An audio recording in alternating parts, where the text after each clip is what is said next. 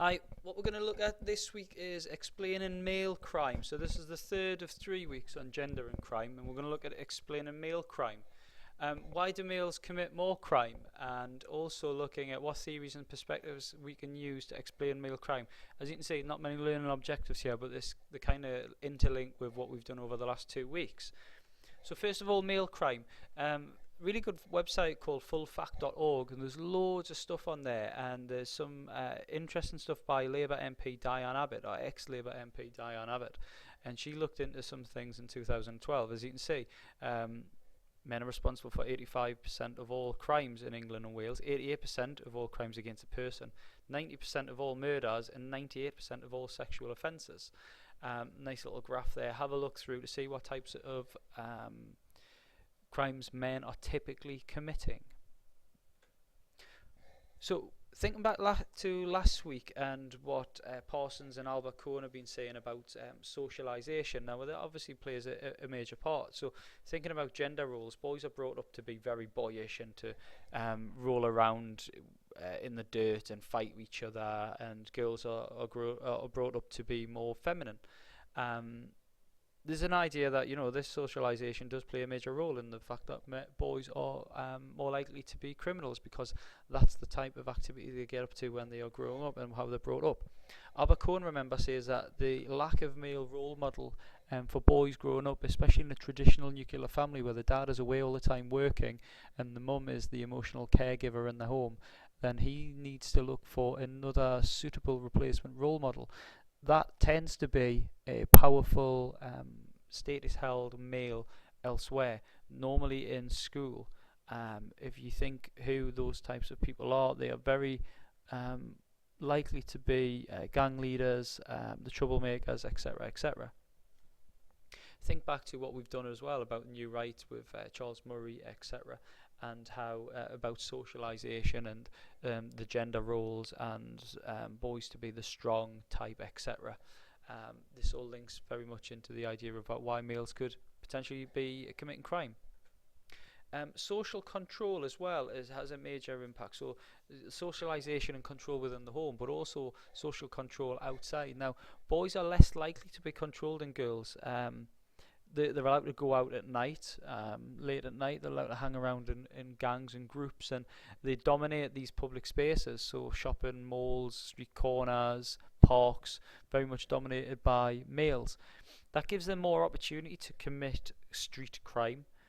If girls aren't on the street, if they're in the house because they are being controlled more by society, as in, but they shouldn't be hanging around on street corners, especially late at night, then they don't have the opportunity to commit crime. So boys are automatically going to be committing more crime because they have that opportunity. Boys also have this pressure to be hard and seen as hard, and to act in a hard way. And this, we're going to look in a minute about masculinity, but act in a masculine way. And one of the ways they can do that is by committing crime, or it might just be petty crime, or it might be violent crime. But it's a surefire way of showing others that you are, inverted commas, hard. Reputation's not an issue either. If we think back to what we were talking about last week, when it comes to girls, if they don't fit their gender role, being called things like slags or whatever, then we don't have those kind of reputation. We don't have a reputation to uphold, especially a gender reputation. So masculinity. James Messerschmidt, brilliant name, looks at masculinity as a social control. What boys tend to do is try to accomplish this masculinity, and they work hard to attain it. They have to do it. It doesn't just happen. They have to actually work at accomplishing this masculinity, and they obviously do that by acting in a masculine way. Messerschmidt actually believes that there's two coexisting types of masculinity, hegemonic and a subordinate masculinity. Hegemonic is very dominant, this alpha male. This is the typical type of masculinity where you go to work, probably doing a manual job, oppressors and a subordinate towards women, usually heterosexual, and driven by sexuality of men. So acting, people say, oh, things in his trousers and things like that. So very masculine, what you would view as a typical masculine man. Messerschmidt obviously says that there is this subordinate masculinity as well, and these include generally gay men who don't have this desire to accomplish this hegemonic masculinity, of oppressing women, or being acting heterosexual and leading with their trousers, so to speak.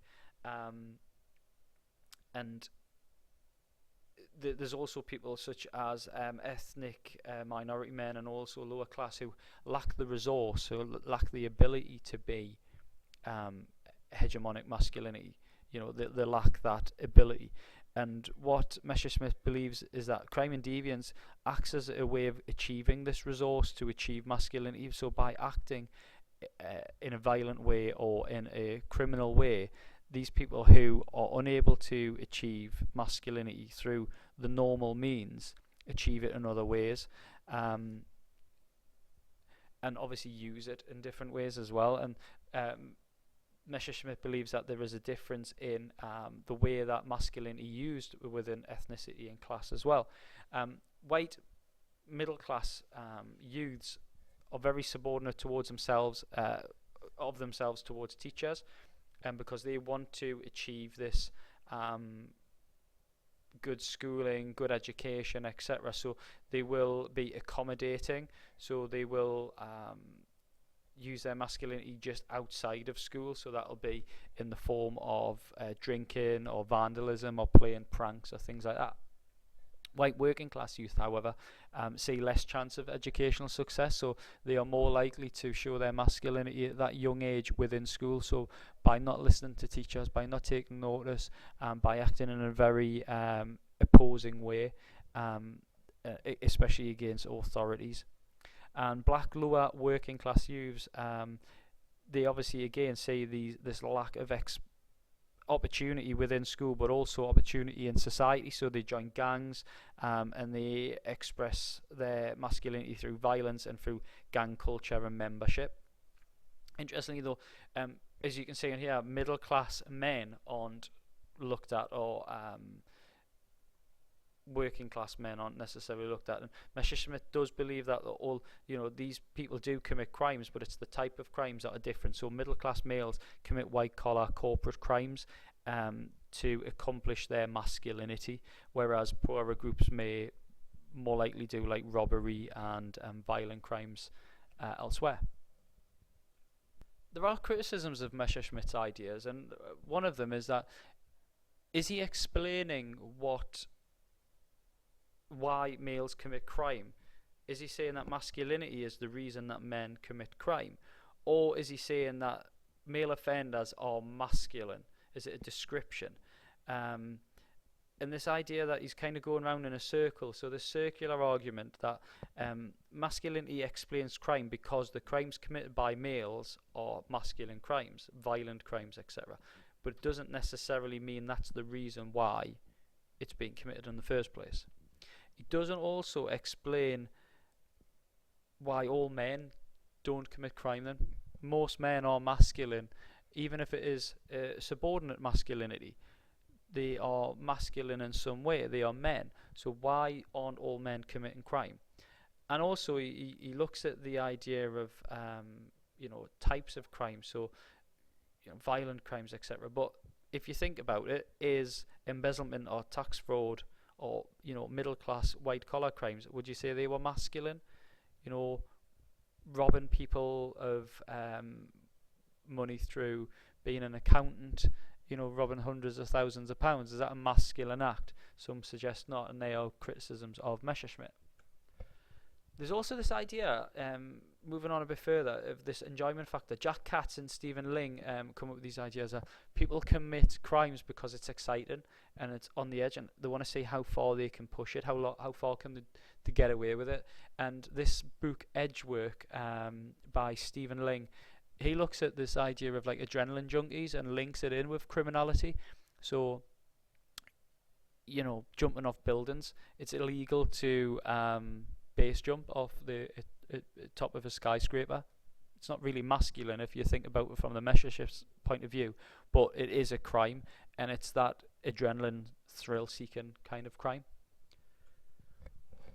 Moving on then, post-modernity, we've got to think about crime in the modern era and from a postmodernist viewpoint. And what postmodernists see is that there's a decline in traditional manual jobs. So industrialization came around in the late 19th century, but has obviously been on the decline ever since.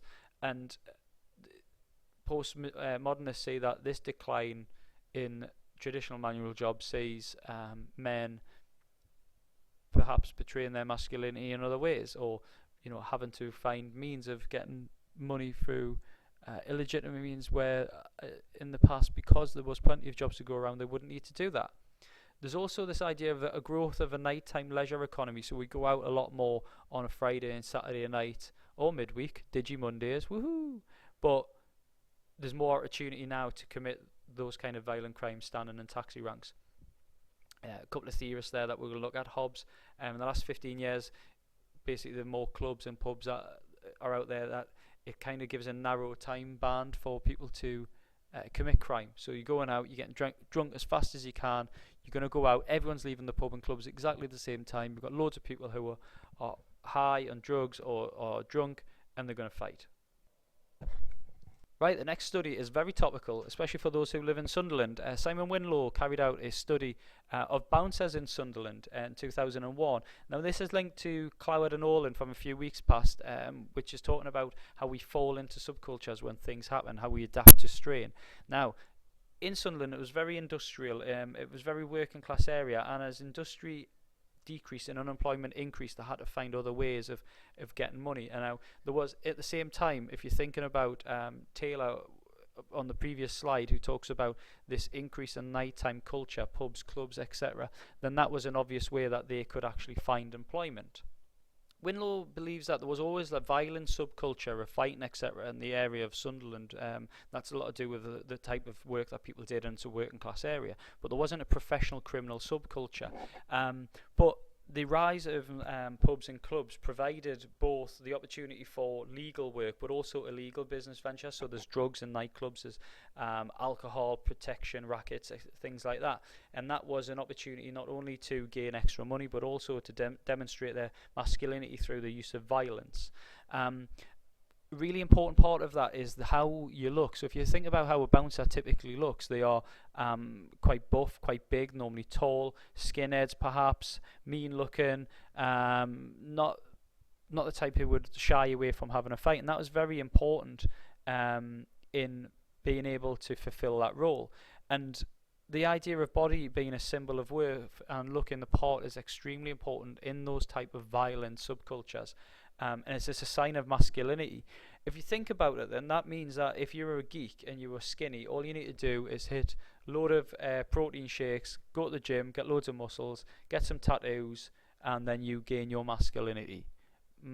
People would say that that's an easy way of looking at it, and that's not necessarily correct. Who knows? We'll explore that further in class. See you all next week. Bye bye.